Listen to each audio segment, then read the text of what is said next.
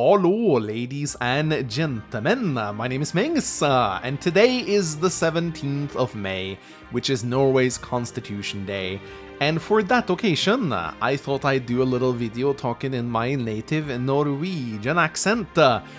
I'm not going to talk like this the whole video, but in case you were wondering what a Norwegian accent sounds like, that's what it sounds like. There's a reason I don't talk like this, it's very silly. But, ladies and gentlemen, to celebrate Norway's Constitution Day, I figured I'd do a funny little video where I talk about how I would localize Fire Emblem into Norwegian.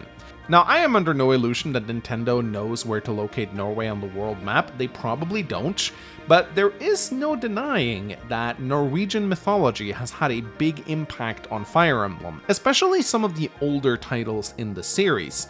Kaga, for example, I am absolutely sure was an avid Norse mythology fan. Just take a look at Sigurd from Fire Emblem 4.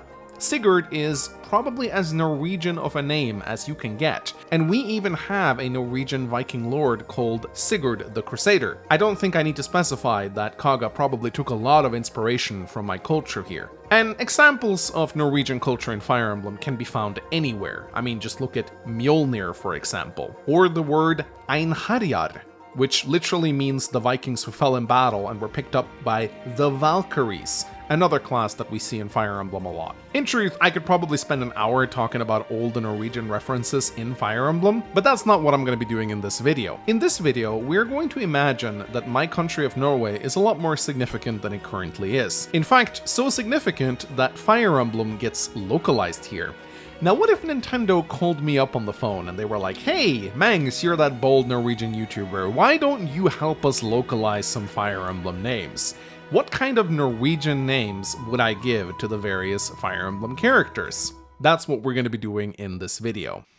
Now, before we get to any of the characters, I'm going to talk a little bit about the title Fire Emblem. I think it's a lot more charming if I actually take the title and turn it into something Norwegian.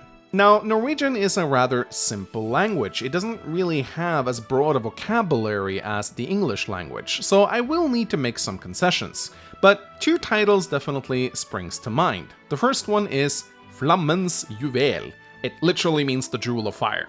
I can see this being a decent title in Norway. It's kind of mysterious. I think a lot of people would look at that and be like, "Ooh, what's that?" I could also choose the somewhat simpler Ildsteinen, which just means the fire rock. I'm not a big fan of this title. It's a lot more simple, but it doesn't really have that mystique about it.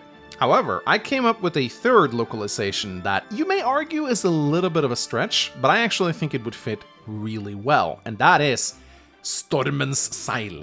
Now, this actually means the sigil of storms, but I actually think it would fit really nicely. You may not agree with me moving away from the theme of fire and actually taking something like a storm, but keep in mind, this is a Norwegian audience we're catering to here. They're going to be a lot more likely to respond to something with storm in it rather than fire. However, if Stormens Seil is not a suitable title, I think I would just go back to the first one, Flammens Juvel. I think it has the mystique and it's also thematic to the series. So that's probably what I would have localized the name as. Now let's go through some of the Fire Emblem characters in the series, and let's give them Norwegian names. We're going to be starting with the first lord in the series, Marth. Now, you can't call a character Marth in Norwegian. That just doesn't work. We don't really have names in Norway ending with th, but a really common name that is kind of similar to Marth that I would have gone with would probably be Martin. Now, I don't know if Martin is a name that has its roots in Scandinavia. I don't think so. Martin is a pretty common name outside of Norway, but Martin is a very common boy name here in Norway. I hear it all the time. However, there is one name I like more, and that is Markus. No, not Marcus with a C, Marcus with a K. This is another boy name that I hear all the time in Norway. It is incredibly common, and considering Marth wields the Mercurius, I think calling him Markus in a Norwegian Fire Emblem localization makes a lot of sense. Up next, we have Alm from Fire Emblem Gaiden and Echoes. And here I have two names. The first one is simply Alv. It means elf in Norwegian. It is a bit more of an old school name. I don't really hear any boys being named Alv today, but it was more common back in the Viking era. However, I have a name that I think suits Alm much better, and that is the Norwegian Åge. Yes, oh, that's one of our weird letters that only we Scandinavians have. The A, the Ö, and the O. You guys don't have that. We have the A, O. You don't. Now, while you may say, Alm, Åge, they don't really sound the same, the thing is, they look the same. And I don't think every localized name needs to necessarily sound similar. I think it works if they're in the same ballpark, and Åge is as Norwegian as it gets. Now let's move over to Celica. Celica is a name that I think is very beautiful, but it does not fit Norwegian at all. Instead, I would simply call her Cecilia. Cecilia is not a super common name, but it is something that I hear every now and then. Now up next, we have Leaf from Tracia 776. And this one is very easy for me because Leaf is already a Norwegian name. However, we pronounce it very differently. We say Leif, as in Leif Erikson, one of the most famous Norwegian explorers in history. For you Vinland Saga fans, yes, that is this character right here. So I wouldn't need to change his name at all. I would just call him Leif. Then we have Roy from Fire Emblem 6, and this is another easy one. Roy is a super common name in Norwegian. In fact, my uncle is named Roy, so no changes would need to be made at all there. Now let's move over to Fire Emblem 7, talking about the three lords, and we're going to be starting out with Eliwood. Now, Eliwood obviously is a no-go. It has wood in it, and that's certainly not Norwegian. So here I would need to stretch it a little bit, but I found a name that I actually think really suits him in Norwegian, and that is Eivind. Sure, it has one less syllable compared to Eliwood, but Eivind and Eliwood are very similar in my opinion. Then we have Lynn, and the easy choice here would probably just to go with Lynn, because that is very common as well. However, I found another name that I actually think would suit her better, and that is Linni. Again, it has one more syllable to it, but it's a little more exciting to me than just swapping the Y for an I. Then we come to Hector, and while you can theoretically say Hector in Norwegian, it is not a very common name. Instead, I would actually swap his name to Håkon. That is actually what our crown prince is called, although he spells his name with two A's, Håkon, but it is still pronounced Håkon. Up next, we have Erika from the Sacred Stones, and this one's really simple. We just remove the I to get the Norwegian Erika. Now with Ephraim, I had to get a bit more creative. There weren't really any good names that came to mind, so I actually had to go back to some ancient Norse names, and I found one called Ephraim. This is a name that has completely died out. I don't think you'll find a single guy in Norway named Ephraim, but back in the Viking era, it used to be a somewhat more common name. Then we move over to Path of Radiance with Ike. And Ike, obviously, that doesn't work at all. You would not find a pronunciation like that in Norwegian. So instead, I would just change his name to Isak. Isak is not Norwegian, it has its roots in the name Isaac, which of course goes much farther back. But it is still a name that popped up in the Viking era from time to time.